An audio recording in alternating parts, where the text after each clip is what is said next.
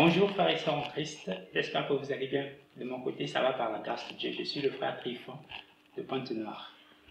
Dernièrement, une sœur m'avait posé une question, nous a posé une question pour savoir si on devait encore appliquer le jour de repos, c'est-à-dire obéir obligatoirement au jour du sabbat qui est mentionné parmi les 10 commandements. Et ces 10 commandements que Dieu a donnés à Moïse, est-ce qu'ils sont encore valables de nos jours ou est-ce qu'on ne doit plus les appliquer? Donc c'est ce que nous allons voir dans cette vidéo et cela toujours à la lumière de la parole. Livre si merveilleux, Bible qui me montre le chemin de la vie.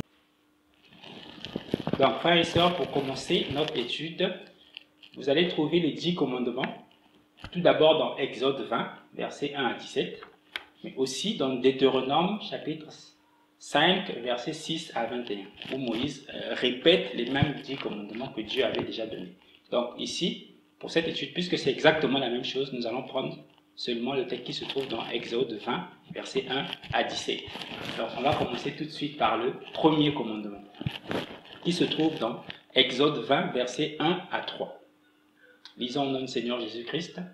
Alors Dieu prononça toutes ces paroles en disant: Je suis l'Éternel ton Dieu, qui t'ai fait sortir du pays d'Égypte, de la maison de servitude. Tu n'auras pas d'autre Dieu devant ma face.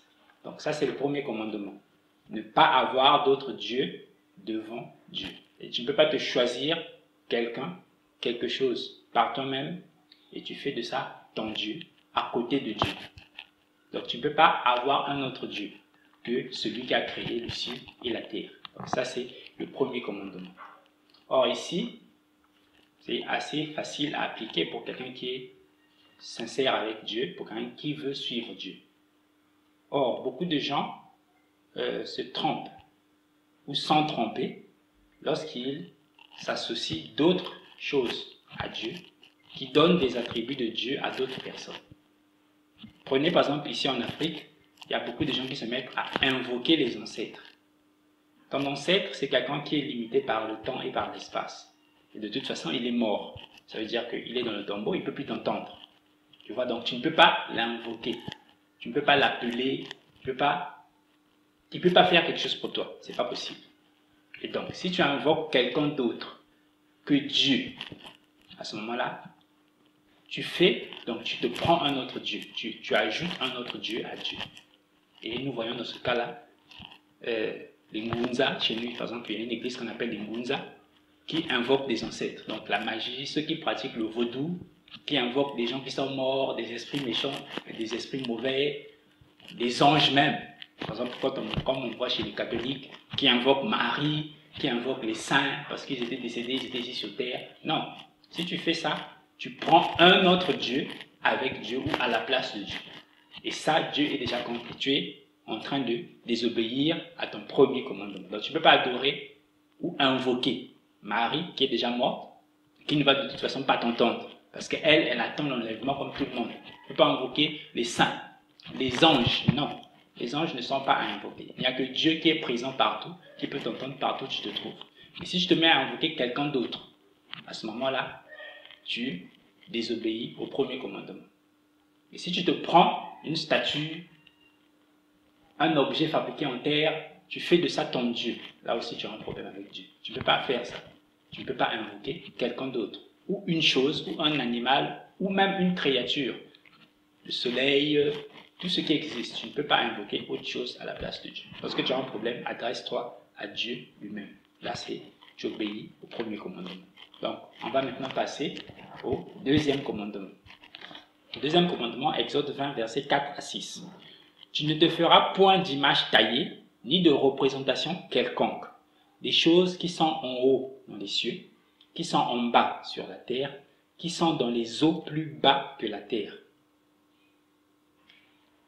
Verset 5. Tu ne te prosterneras point devant elles et tu ne les serviras point. Car moi, ton Dieu, je suis un Dieu jaloux, qui punit l'iniquité des pères sur les enfants jusqu'à la 3e et à la 4e génération de ceux qui me haïssent, et qui fait miséricorde jusqu'en 1000 générations à ceux qui m'aiment et qui gardent mes commandements.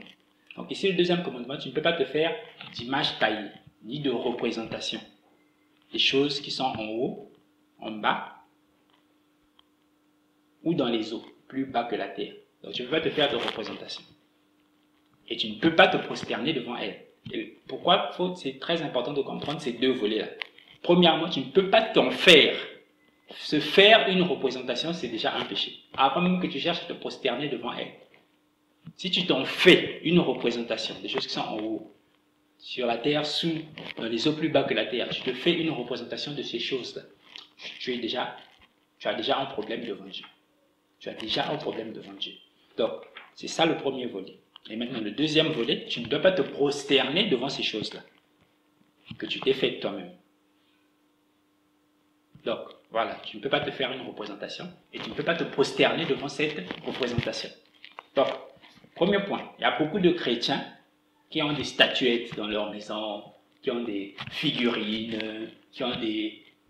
Tu ne peux pas te faire une représentation. Des choses qui sont en haut, sur la terre, sous la terre, dans les eaux plus bas que la terre. Tu ne peux pas te faire de représentation. Donc si tu as des statues dans ta maison, tu as des images, tu as toutes sortes de choses de ce genre-là, d'un animal. Qu'est-ce que Dieu avait dit?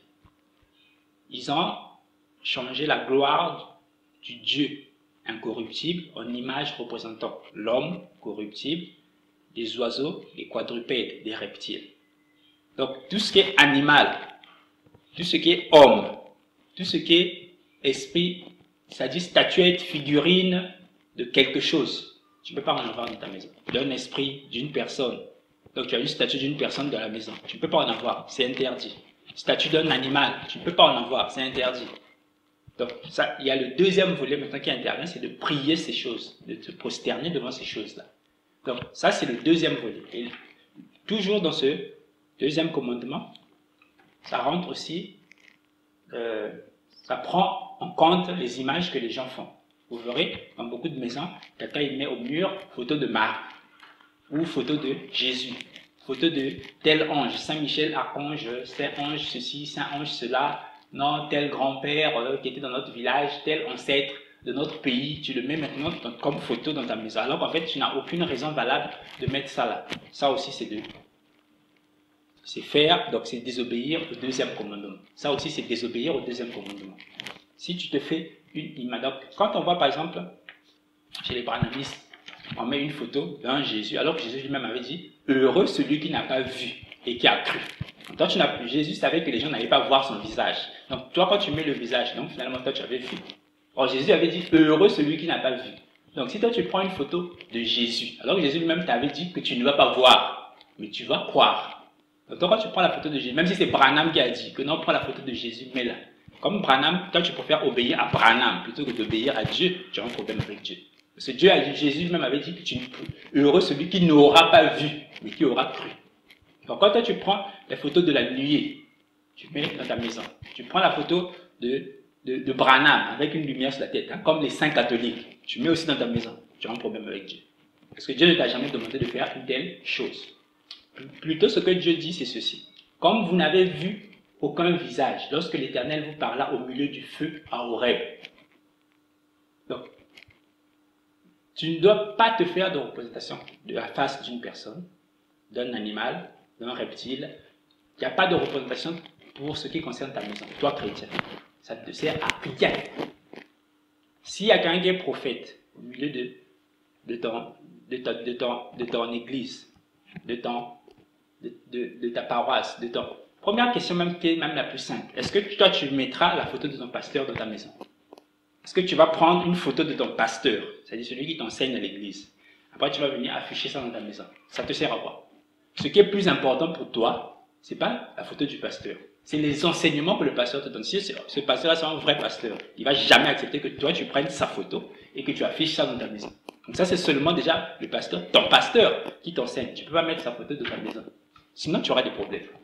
Maintenant, combien de fois quelqu'un qui est mort, ça fait tant d'années, et toi tu prends maintenant sa photo aujourd'hui, oh non, c'est notre prophète, tu mets dans ta maison. Ah, c'est ce que Dieu t'avait dit. Donc ici, deuxième commandement, pas de représentation. Tu ne peux pas prendre la photo de ton prophète, mettre dans ta maison. Et puis en plus, pourquoi il t'a donné cette photo. Alors que Dieu, en fait, avait bien interdit. Oh non, prends la photo de Marie, tu mets dans ta maison, tu seras protégé contre les esprits mauvais. Tu ne seras pas protégé. Là, tu permets aux esprits mauvais d'entrer. Parce que là, c'est une grosse porte que toi, tu as mise dans ta maison. Donc, les statues, les photos de Marie, de Jésus, de Saint un tel, de, je sais pas, tel ancêtre, ça sert à rien. Une photo ne peut rien faire pour toi. Une image ne peut rien faire pour toi. Donc, si tu comptes sur une image, que non, ça c'est la preuve de la gloire de Dieu, tu as déjà tapé à côté. Si on t'a donné l'image, non, de la nuée, non, de Jésus ceci, de Saint un tel, de Saint ceci, c'est tout un problème. Donc, tu as un problème avec ce deuxième commandement. Maintenant, un autre point qui est souvent ignoré par les gens, c'est prendre par exemple le poster d'une star de la musique, du cinéma, de quelqu'un que tu trouves spécial, tu prends sa photo, en fait tu n'as pas de lien avec lui, tu n'as pas de raison de mettre sa photo dans ta maison, tu n'as aucune raison. Mais tu prends par exemple sa photo de Rihanna, parce que tu trouves que Rihanna est trop jolie, elle chante trop bien, tu prends son poster, tu le mets dans ta chambre, tu le mets dans ta maison, dans ton téléphone, c'est l'idolâtrie. Même sur le téléphone. Même si tu as ça sur le téléphone, parce que tu n'as aucune raison d'en avoir. Tu n'as aucune raison valable. Tu fais ça parce que tu aimes Rihanna. Tu fais ça parce que tu aimes Eminem, tu aimes 50 Cent, tel artiste, tel musicien, tel acteur, oh non, Will Smith, tu as mis sa photo dans ton téléphone. Parce que tu l'aimes. Tu as un problème avec Dieu. Tu as un problème avec Dieu à cause de ces éléments-là que tu es en train de prendre. Même sur ton ordinateur, tu as un problème avec Dieu. Donc, tout ça, ça fait partie de l'idolâtrie. Même les dessins animés. Donc, films, séries, dessins animés, musiciens, tous les acteurs qui sont à l'intérieur, là, les rôles qu'ils jouent, si tu prends leurs éléments, là, tu les mets dans ton PC parce que tu les aimes, parce que tu apprécies ça. Tu as un problème avec Dieu. Et ça rentre dans le compte du deuxième commandement. C'est l'idolâtrie. Dieu est contre ça. Dieu n'aime pas ça. Donc, star, voilà. Et il y a un autre point encore, même les poupées. Et c'est ici que ça sera beaucoup plus difficile pour les parents. Pour beaucoup de parents qui vont trouver ça ridicule. Mais en fait, même les poupées, c'est une représentation d'une personne, non? Et ce qui est étonnant, c'est que beaucoup de gens qui pratiquent le vaudou utilisent des poupées, justement, pour faire de la magie, pour faire du mal aux gens. Il va fabriquer une poupée, il va prendre, par exemple, une mèche de tes cheveux, à toi, la personne à qui il veut nuire, il va mettre sur cette poupée-là. Et maintenant, quand il veut te faire du mal, il va par exemple prendre une aiguille, il prend la poupée, il fait des incantations. Donc cette poupée-là qu'il a mis ta mèche de cheveux, là, ça te représente maintenant. Quand il va prendre une aiguille, il va prononcer des incantations, des formules magiques, il va piquer sur la jambe. Toi, là où tu te trouves là-bas, tu auras mal à la jambe. Donc même la poupée, c'est un instrument de magie, c'est un instrument négatif. Et nous, c'est ce qu'on s'amuse à donner à nos enfants. Parce qu'on trouve que c'est du jouet, c'est du ceci. Et ici, je veux peut-être parler de mon témoignage personnel. Quand j'étais beaucoup plus petit, une fois, il y a des amis qui vivaient à côté de chez nous. Il y a une des filles, on lui avait payé des poupées. En ce temps-là, c'était des poupées sophistiquées, ça parlait. Ça, tu appuies sur un bouton, ça va prononcer quelques mots. Nous, on trouvait ça trop génial. Et moi, garçon, donc puisqu'on était à trois, il y avait la fille et puis deux garçons. Donc on prenait, nous trois, ces poupées-là, on s'amusait avec. La première fois que je me suis amusé avec ces poupées-là, quand je suis rentré à la maison, j'étais encore très petit, j'avais peut-être 5 ans, 6 ans, 7 ans, par là. Quand je suis rentré à la maison, le soir, au moment de m'endormir, je sentais comme s'il y a quelqu'un qui venait me rendre visite. Je sentais comme s'il y a quelqu'un qui venait me rendre visite en rêve.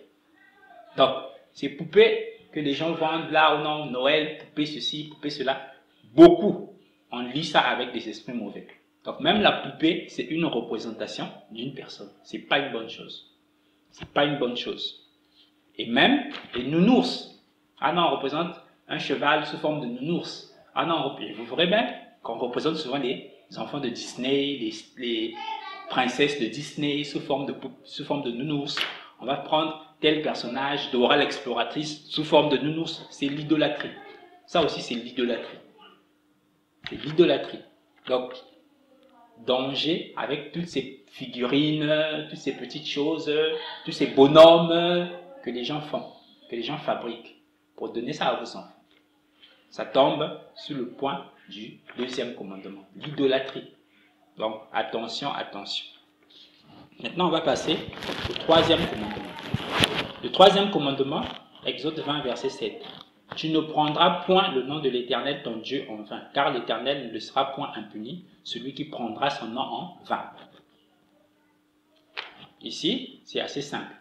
Tu ne dois pas t'amuser avec le nom de Dieu. D'accord? Tu ne prendras point le nom de l'Éternel ton Dieu en vain. Mais on doit prendre ça un peu plus d'une manière générale. C'est-à-dire, tu es par exemple avec des amis, tu fais des blagues. Et dans tes blagues, tu mets le nom de Dieu. C'est-à-dire, dans tes blagues, tu parles de Dieu. Tu auras un problème. C'est ici ce qui dit, tu ne prendras point le nom de l'Éternel ton Dieu en vain. Et ici, vous devez faire attention avec les comédies qui passent souvent à la télévision. Comédie, oh non, il y a un tel qui fait rire. Vous allez voir que la plupart des comédiens, la plupart des humoristes, ils utilisent le nom de Dieu pour faire rire les gens. Et c'est fait exprès. C'est pour vous faire participer à son péché. C'est fait exprès. Les gens utilisent Dieu au nom de Jésus-Christ. Voilà. N'oubliez pas qu'aujourd'hui, Jésus-Christ est l'égal de Dieu. Donc, ne pas prendre le nom de Dieu en vain, ça s'applique aussi sur le nom de Jésus-Christ. Et ça, c'est un point important que beaucoup de gens n'ont pas encore compris. Tu vois des comédies à la télé, et même, c'est ce qui est encore plus dangereux, dans des films, dans des séries, dans des musiques, les gens se moquent de Jésus-Christ. Et parfois de manière cachée, toi tu ne te rends pas compte. Toi qui regardes, tu ne te rends pas compte. Donc c'est-à-dire que toi tu es chrétien, tu te dis que je veux servir Dieu, je veux marcher avec Dieu, mais tu es en train de participer à des choses qui se moquent de Dieu. Et j'ai la vidéo, d'ici là je pourrais la publier, vous allez la voir sur la chaîne. Ça sera toujours dans la série Rituel caché du cinéma. Il y a une vidéo où le frère Théo avait exposé Hollywood qui se moque de Jésus-Christ, de la croix de Jésus-Christ, dans beaucoup de films, la plupart des films, dans la plupart des séries et des dessins animés. Donc, vous allez voir ça vous-même. Et ici, tu ne prendras pas le nom de l'Éternel ton Dieu en vain. C'est un des points très importants. Donc, si quelqu'un se moque de Dieu, se moque de Jésus-Christ, ou s'amuse, il fait ses blagues, il met le nom de Jésus-Christ à l'intérieur, tu ne dois pas participer à ça. Tu ne dois pas être content, tu ne dois pas rire si c'est une comédie. Tu dois t'éloigner de ces choses-là. Et voilà pourquoi c'est mieux pour toi, chrétien, de lâcher les films, les séries, les musiques, les dessins animés, même les jeux vidéo. Ça ne va pas te rapporter quoi que ce soit. Mais au contraire, ça va te faire avoir des problèmes avec Dieu. Parce que ceux qui les fabriquent ne les fabriquent pas dans un bon but. Ils les fabriquent dans un but négatif. Donc c'est ça le troisième commandement. Donc on doit tenir compte du fait que Jésus, c'est l'égal de Dieu. Tu ne peux pas t'amuser avec le nom de Jésus, raconter des blagues en prenant le nom de Jésus. Tu fais tes blagues, tu mets le nom de Jésus à l'intérieur, tu auras des problèmes avec Dieu. Donc ça c'est le troisième commandement. On va maintenant prendre le quatrième commandement. Exode 20, versets 8 à 11. Souviens-toi du jour du repos pour le sanctifier. Tu travailleras 6 jours et tu feras tout ton ouvrage. Mais le 7e jour est le jour du repos de l'Éternel ton Dieu. Tu ne feras aucun ouvrage, ni toi, ni ton fils, ni ta fille, ni ton serviteur, ni ta servante, ni ton bétail, ni l'étranger qui est dans tes portes. Car en 6 jours, l'Éternel a fait les cieux, la terre et la mer, et tout ce qui y est contenu. Et il s'est reposé le 7e jour. C'est pourquoi l'Éternel a béni le jour du repos et l'a sanctifié. Donc ici, Dieu demande de se souvenir du jour du repos, de ne pas faire de travail le jour du repos. Et vous devez savoir que ce commandement-là, en fait, pour notre temps, il n'est plus d'actualité. Et d'abord, première chose que vous devez savoir, c'est que le jour du repos, ce n'était pas dimanche, mais c'était samedi, chez les Juifs. Donc, ça correspond à notre samedi de notre temps. Samedi de notre temps. Ce n'était pas dimanche, mais samedi. D'accord? Donc, quand Dieu dit de se souvenir du jour du repos, ce commandement-là, en fait, ça n'entre plus en vigueur de notre temps. Et je vais vous dire pourquoi, en fait, on n'a plus besoin d'appliquer ça. Ici, je vais lire Colossiens, chapitre 2, versets 16 à 17. Que personne ne vous juge au sujet du manger ou du boire, ou au sujet d'une fête, d'une nouvelle lune ou des sabbats. C'était l'ombre des choses à venir, mais le corps est en Christ.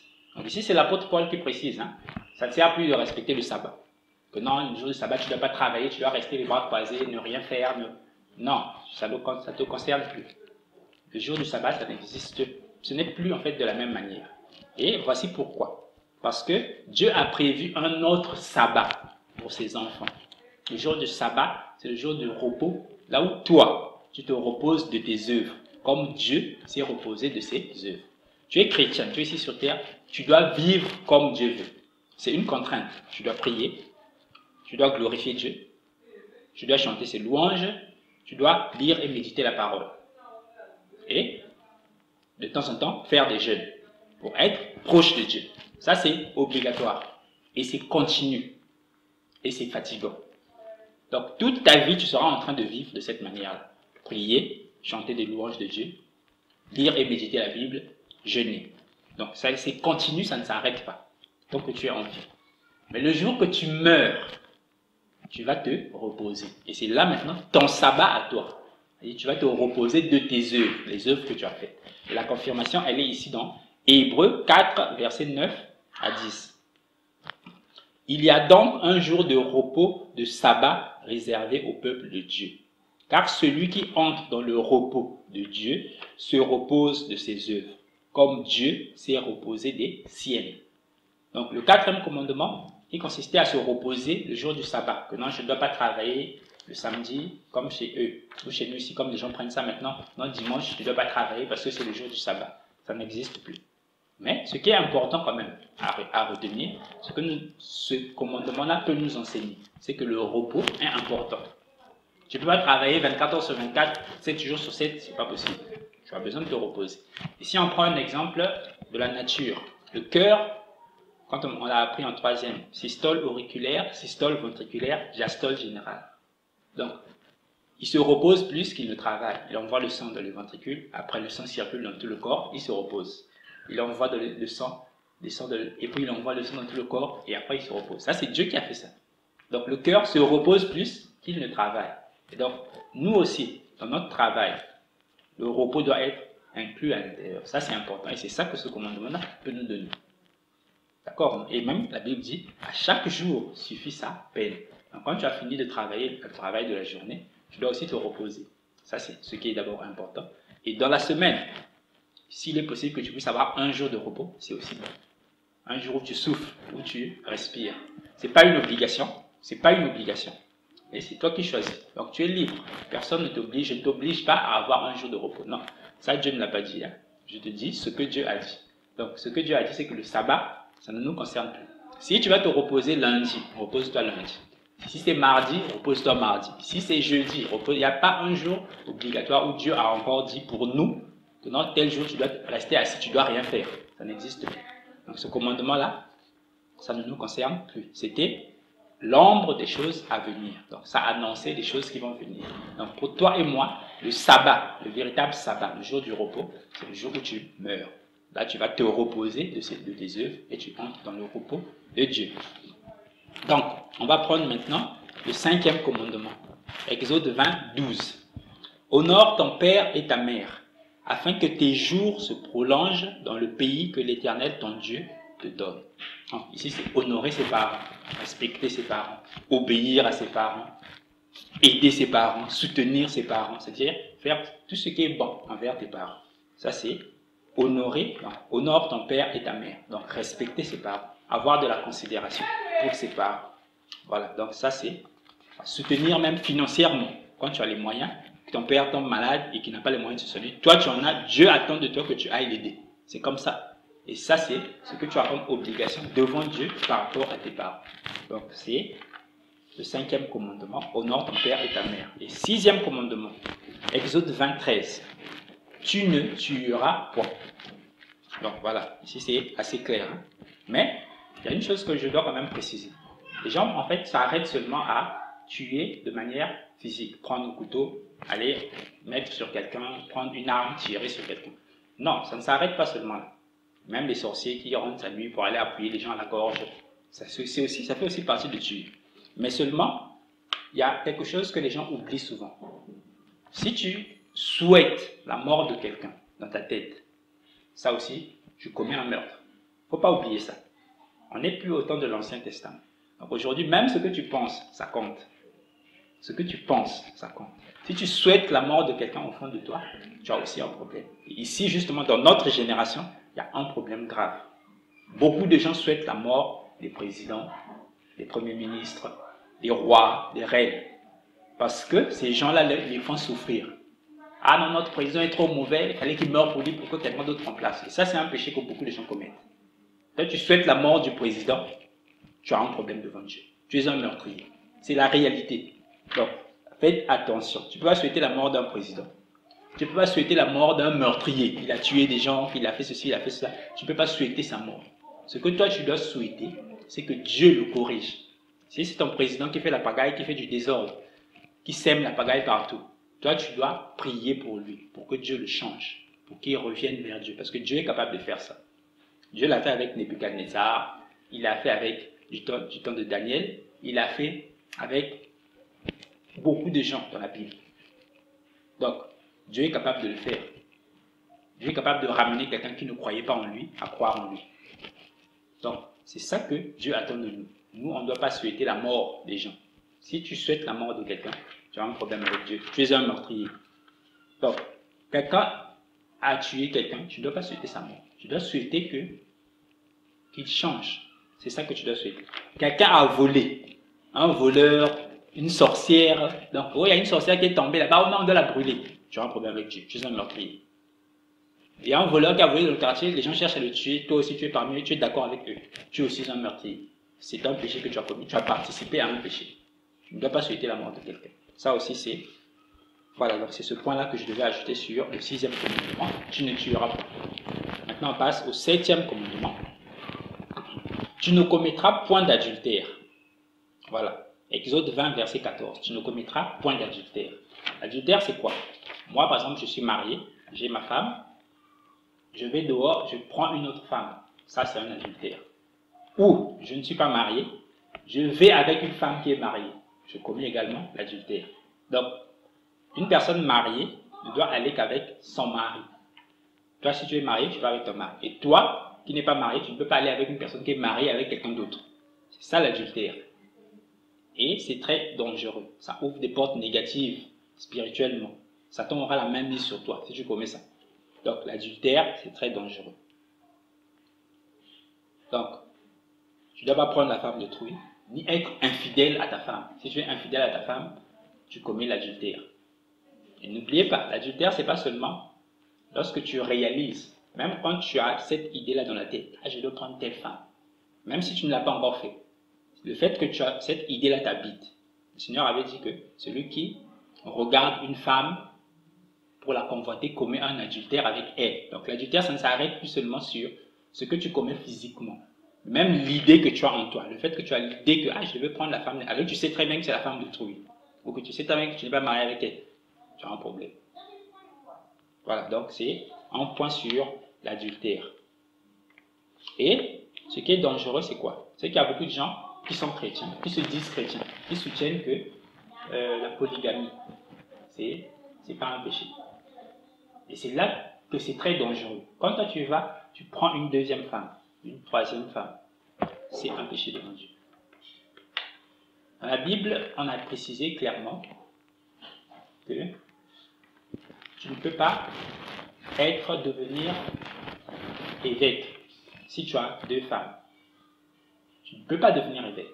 Et beaucoup de gens utilisent ce passage-là pour dire que non, donc si je ne veux pas pour moi devenir évêque, je peux prendre mes deux femmes. Alors en fait, c'est faux. Pourquoi? Pourquoi d'abord l'apôtre Paul parle de ça? D'abord, premier point, c'est que tu peux ne pas connaître Dieu. Tu as deux femmes, trois femmes. Et après, tu découvres Dieu. Tu te rends compte que Dieu existe. Tu deviens chrétien. Tu ne vas pas te séparer de tes deux femmes. Comme tu les avais épousées, et que ces femmes-là dépendent de toi pour vivre, tu continueras à vivre avec tes deux femmes. Que chacun demeure dans l'état où il était quand il a été appelé. Donc quand tu es appelé là, tu avais deux femmes. Tu viens au Seigneur, tu resteras avec tes deux femmes.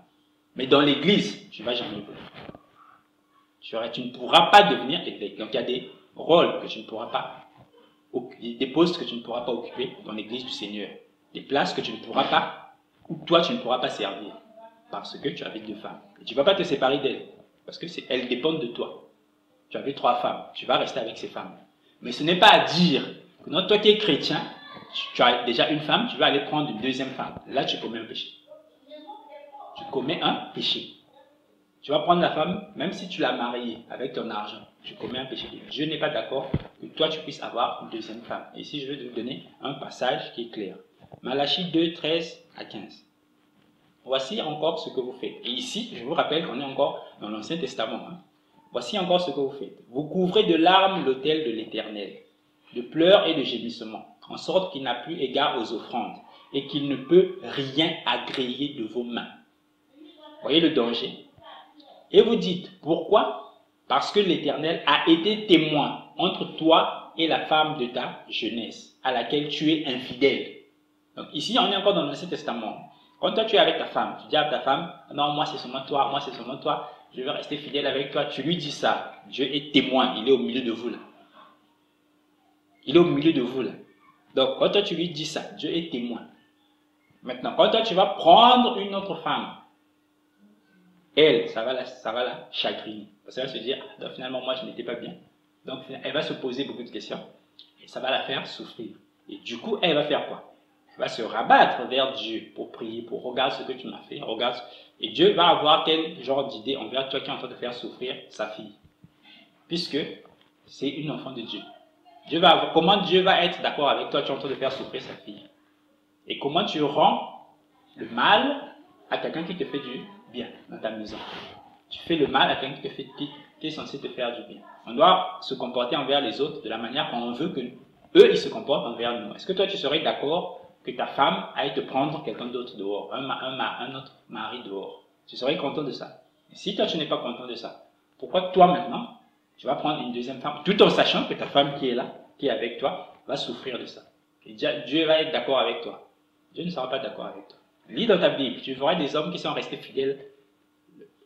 Le papa de Jean-Baptiste, il est resté fidèle avec sa femme, malgré le fait qu'il n'avait pas d'enfant. Pourquoi il n'est pas allé prendre une femme dehors? Et les gens disent que non, David était serviteur de Dieu, au nom Abraham, au nom, qui c'est encore, Salomon, il y avait beaucoup de femmes. D'accord, mais qu'est-ce que les femmes leur ont apporté? David, s'il est tombé devant Dieu, s'il a eu à commettre des péchés, Dieu a frappé tout Israël à cause de lui. C'était pourquoi? Ce n'est pas à cause des femmes. Hein? Donc, David, c'est un modèle en ce qui concerne les femmes. David n'est pas un modèle en ce qui concerne les femmes. En ce qui concerne les femmes, David n'est pas un modèle. En ce qui concerne les femmes, Salomon n'est pas un modèle. Donc, si tu prends David comme modèle, en ce qui concerne les femmes, tu as un problème avec Dieu. Dieu ne t'a pas dit de prendre David. Dieu n'avait pas dit à David de prendre des femmes, beaucoup de femmes. Dieu ne lui avait pas dit ça.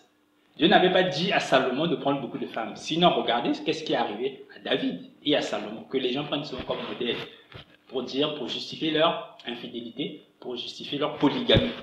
Qu'est-ce qui est arrivé à David à cause des femmes? Mauvaise chose. Il a été en désaccord avec Dieu. Dieu l'a frappé, Dieu a fait mourir l'enfant. Beaucoup de mauvaises choses. Voilà. Combat entre lui et son propre fils à cause de ça. Salomon, qu'est-ce qui lui est arrivé à cause des femmes qu'il prenait? Il s'est détourné, son cœur n'était pas complètement avec Dieu à cause de ces femmes étrangères-là qui l'ont poussé à adorer des dieux étrangers. Et donc toi, si tu prends David comme modèle en ce qui concerne les femmes, tu prends Salomon comme modèle en ce qui concerne les femmes, tu as un sérieux problème devant Dieu. Ce ne sont pas des modèles en ce qui concerne les femmes. En autre chose, ils sont vraiment modèles. Mais en ce qui concerne les femmes, ce ne sont pas eux les modèles. Donc c'est ici le 7e commandement. On va donc passer au 8e commandement. Tu ne déroberas point. Donc ne pas voler. Tu ne voleras point. Exode 20, verset 15. Tu ne déroberas point. En d'autres termes, tu ne voleras point. Tu ne peux pas voler quelque chose qui ne t'appartient pas. Et ici, 9e commandement. Exode 20, verset 16. Tu ne porteras point de faux témoignages contre ton prochain. Là, je pense que c'est assez clair. Tu ne peux pas inventer des choses contre quelqu'un. Lui, il n'a pas fait ça, toi tu commences à inventer. Oh non, moi je l'avais vu, il a fait ceci, il a fait cela. Si tu portes des faux témoignages contre quelqu'un, tu as un problème avec Dieu. Si tu as vu quelque chose, que ce soit la vérité, que ce ne soit pas un mensonge. Si c'est la vérité, tu n'as aucun problème. Tu témoignes pour la vérité en disant la vérité, tu n'as aucun problème. Mais si ce que tu dis c'est un mensonge, tu as un problème avec Dieu. 9e commandement. Tu ne porteras point de faux témoignages contre ton prochain. Voilà. Donc on passe maintenant au 10e commandement. Exode 20, verset 17. Tu ne convoiteras point la maison de ton prochain, ne convoiteras point la femme de ton prochain, ni son serviteur, ni sa servante, ni son bœuf, ni son âne, ni aucune chose qui appartienne à ton prochain. Donc la convoitise, c'est vouloir avoir ce que l'autre a. Ah, moi je voulais avoir l'autre là. Moi je voulais avoir. Moi je voulais. Ah, il fallait que la femme là qui est à lui, il fallait que ça, elle soit à moi. Non, problème, convoitise. Et en fait, le péché, ce péché-là, pour le voir en action, c'est très facile. Si tu as un petit enfant qui a 4 ans, 5 ans, 6 ans, 7 ans, prends-le seulement. Emmène-le au marché où on vend des jouets, des vélos, des. Tu verras comment ça se passe. Il va te dire, paye-moi ça, hein, paye-moi ça, hein, paye-moi ça, paye-moi ça. En fait, c'est la convoitise qui se manifeste. Et ces choses-là, si tu les lui payes, tu ne lui rends pas service. Tu verras que peu de temps après, parfois tu as dépensé beaucoup d'argent. Après, il délaisse ça. C'est seulement sa chair qui veut que tu lui payes ça, que tu lui payes ça, que tu lui payes ça. Quand tu arrives chez quelqu'un, ah, il a une téléplacement. Ah, moi aussi, il fallait que j'ai une téléplacement. Problème. Si ce n'est pas réellement un besoin, tu n'en as pas besoin. Tu n'as pas besoin de convoiter ce que l'autre a. Ce que nous avons besoin d'avoir, c'est-à-dire ce sont nos besoins qui sont nécessaires, qui sont plus importants. Le reste, Dieu lui-même sait. Si tu as besoin d'une maison, il n'y a aucun problème. Et ce que tu obtiens, c'est ce qui est bon pour toi. C'est ce que Dieu t'a donné, c'est ce qui est bon pour toi. Ne dis pas, ah, la maison d'un tel est mieux parce que. Non. Ce que tu as, c'est ce que Dieu t'a donné, ce qui est bon pour toi. Ce que lui, il a, tu ne sais pas comment il a fait pour l'avoir. Et spirituellement, parfois, c'est totalement différent. C'est-à-dire, je te dis que ma maison à moi, elle est faible, petite, ceci, cela, tu vois des défauts. Mais spirituellement, toi qui pries, parfois ta petite maison là, ta petite case que tu as là, que Dieu t'a donnée, parfois c'est meilleur que le plus gros palace que toi tu vois dans votre pays ou dans votre ville. Parce que spirituellement, c'est différent. Toi qui es enfant de Dieu, ta maison que tu as, qui est sous la protection de Dieu, c'est différent des autres maisons. C'est pas pareil. C'est pas pareil. Quelqu'un qui a une grande maison, qui a beaucoup de chambres à l'intérieur, beaucoup, parfois il t'envie, toi. Il se dit, ah, moi comme lui qui est chrétien, qui est protégé. Parce que quand tu passes spirituellement, lui qui est par exemple sorcier, il voit, toi, qu'est-ce que tu es. Qu'est-ce que tu as comme maison. Donc, c'est pas seulement avec nos yeux qu'on doit voir. On doit se contenter de ce qui est nécessaire. De ce qui est nécessaire. C'est juste nécessaire dont nous avons besoin. L'apôtre Paul disait, tant que nous avons le manger, le boire, le vêtement, cela nous suffit. Manger le vêtement, cela nous suffit. Donc, le reste, Dieu lui-même sait. Si c'est un besoin, lui-même il donnera. Si ce n'est pas un besoin, parfois il ne donnera pas aussi. Donc, parfois dans ta maison, il n'y a pas de télé. Dieu lui-même sait pourquoi il a fait qu'il n'y ait pas de télé. Parfois, ça allait te faire tomber dans le péché. Et toi, le fait que tu arrives chez les autres, il y a une télé, tu dis, ah, il fallait que nous aussi on ait la télé. Parfois, tu as un problème avec Dieu. Fais attention, méfie-toi, parce que Dieu sait pourquoi il a voulu que toi, tu ne puisses pas avoir de télé. Parfois, il a fait exprès, parce qu'il sait que s'il te donnait la télé, telle émission allait te faire tomber, telle chose allait te faire tomber, tel ceci allait te faire tomber. Donc, la convoitise, ce n'est pas une bonne chose. Et c'est très dangereux. Pourquoi? Parce que c'est subtil. Ça semble être quelque chose de négligeable, de rien du tout. Mais c'est dangereux. Donc, voilà. Ce qu'on doit rechercher, c'est uniquement ce qui est essentiel. Et donc, on vient de finir avec tous nos 10 commandements. Donc, comme vous pouvez le voir, tous les commandements sont applicables jusqu'à aujourd'hui, sauf le 4e commandement, qui est le jour du repos. Le jour du repos, ça, on a pu appliquer ça. Ça, tu es libre d'agir comme tu veux. Si tu as un travail qui t'oblige à travailler le dimanche, ne te sens pas coupable. Si tu as un travail qui t'oblige à travailler le samedi, ne te sens pas coupable. Dieu sait. Mais la prière, la louange, la lecture et la méditation de la Bible et le jeûne, quand tu peux, ça doit toujours être constant dans ta vie. C'est ça que Dieu attend de nous aujourd'hui. La sanctification et le respect de sa parole, la lecture de la parole, la prière, la louange. Ça, c'est ce que Dieu attend de nous. Donc, c'est ce que je voulais partager avec vous sur ce qui concerne les 10 commandements. Que Dieu vous garde. Et à la prochaine, si Dieu le permet, pour une nouvelle vidéo. À bientôt.